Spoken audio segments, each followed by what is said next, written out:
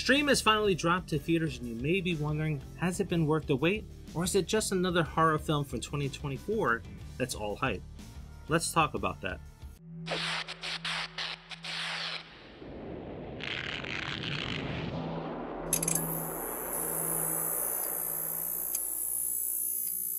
Welcome back to another Nightmare on Review Street, and don't forget to drop a like and comment on this video. Let me know if you're looking forward to seeing this movie, or if you've seen it, let me know what your thoughts are. Also, don't forget that every video that gets 100 likes and 100 comments, subscribers have a chance to win this Puppet Master Blu-ray box set. Now let's get into the film. Stream revolves around the family the Keenans, who embark on a seemingly idyllic vacation to reconnect. But their plans are soon spoiled when Roy and Elaine's daughter, Taylor, decides to sneak off in the middle of the night, forcing Roy to look for her. Things quickly go from bad to a nightmare when Roy discovers that they are trapped inside their hotel and are a part of a sick, macabre game of death, where all of the guests of the hotel are being hunted and killed for points in a sinister dark web game. Stream is a contemporary slasher that channels the fearsome spirit of the genre's golden age while also infusing it with a blood-pumping jolt of modern-day mega slasher films. Helmed by Michael Leavy and boasting a star-studded cast of horror legends, this film is a macabre banquet for fans of slasher films and survival horror. Jeffrey Combs takes center stage as Mr. Lockwood, the film's sinister mastermind and sadistic gamekeeper. He is a chilling presence throughout the entire film as he tallies up points for each kill, guides players to their next targets, and ensures that the rules of the game are strictly adhered to. Combs is joined by a who's who of horror icons, including Felissa Rose, David Howard Thornton, Danielle Harris, and the magnificent return of Tim Curry, along with a list of both established names and fresh faces that lend the film an unpredictable, thrilling edge. Despite Combs' commanding presence, there are several other actors delivering standout performances. Daniel Roebuck as Howard steals the show with his comedic timing in every scene that he's in. Then we have Bill Moseley and Tony Todd delivering powerful performances. And of course, Charles Powell as the father, man, he hit a home run with that role. Truly had me believing that he was a dad looking out for the best for his family. But it's Tim Curry who truly steals the film, and just in case you're going to see Stream just to see him in the film, we gotta talk about something real quick. It's not really a spoiler, it's me telling you where he shows up in the film, so it answers some questions that you may have as the movie is playing out. These are the same questions that came up to me during the film.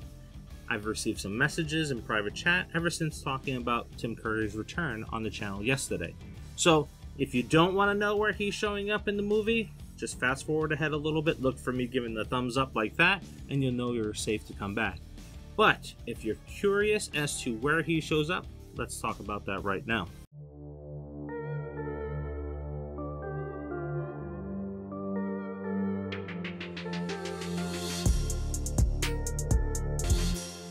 Been warned.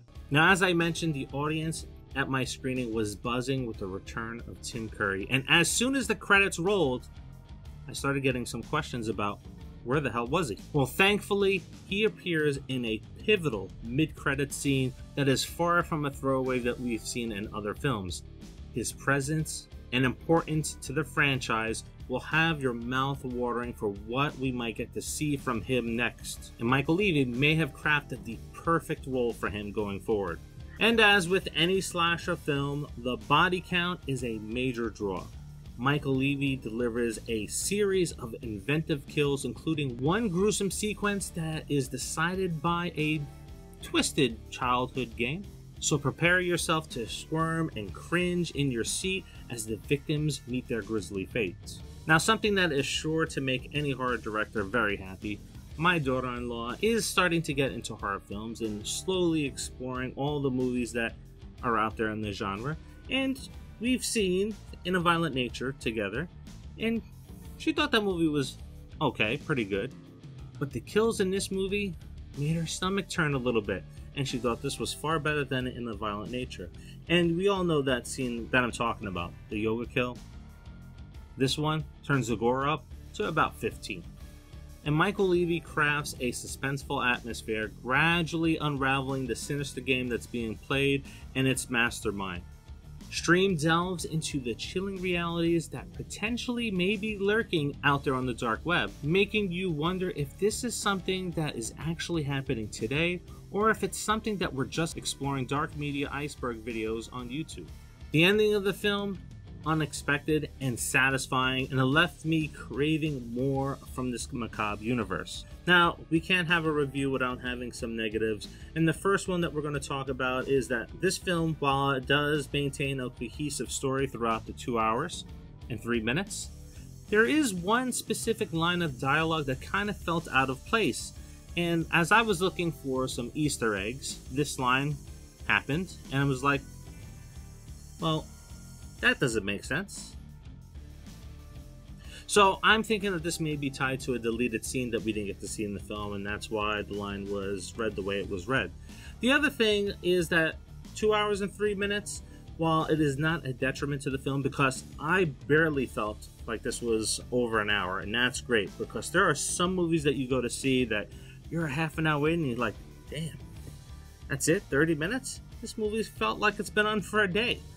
This does not feel like 2 hours and 3 minutes, but it could have benefited from some tighter character development in the beginning of the film so that we could get a more direct path to the violent climax that we got in the second half of the film.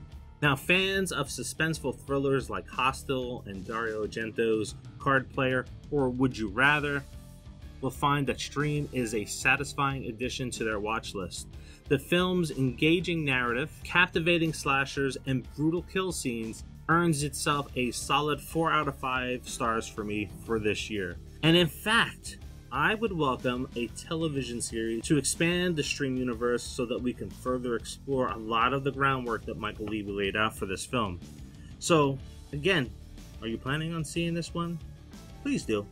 Independent films need all of your support right now, because what Stream is experiencing right now is we have the box office smash of Aliens Romulus drop last week, and what big Hollywood studios are doing is like, hey, we need more screens.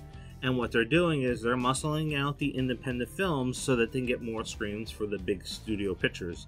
Now, in this case, Alien Romulus is a good movie. You can go check out that review. But in a lot of cases, some of these big Hollywood studio films aren't so good. I hear people complaining about the lack of originality that's out there.